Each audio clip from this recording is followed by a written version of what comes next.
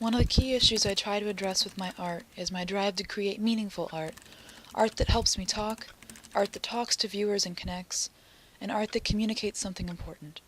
I don't care if something is new or not anymore. What's important is the idea, the message.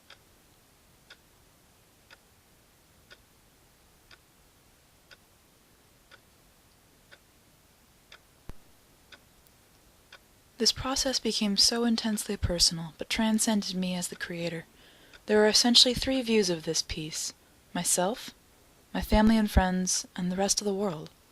The wonderful thing to me is that the meanings of this piece are so radically different between these perspectives.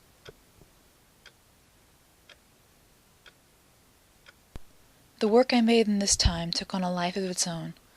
This was very little about the product and so much more about the process, the intent behind what I was doing.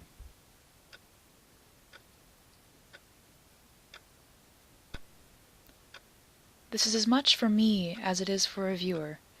It's a discussion of behavior, of experience, of the institution, of creativity, and of exhaustion. It's for that mythic artist who only lives for art. Its ultimate goal is to invite you to ask questions.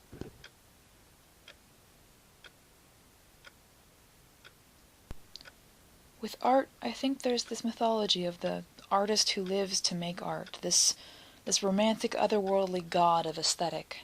None of us are that.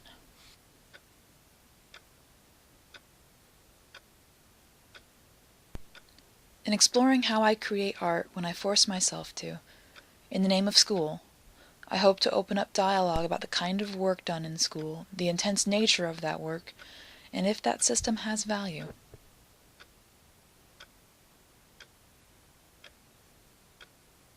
Perhaps the most beautiful thing about this experience is that it can be created any number of times by anyone, with radically different experiences each time under the same exact premise.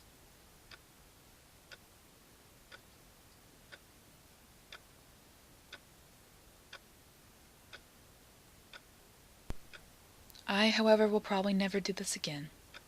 But if I ever did, I would probably go longer. There's a certain potential here that I feel a day isn't enough to tap, especially a day in relative comfort and care. I want to push this. I want to encourage questions from myself and others that I don't think this quite manages to. But I am satisfied that at least one person got something out of this performance. That's a start.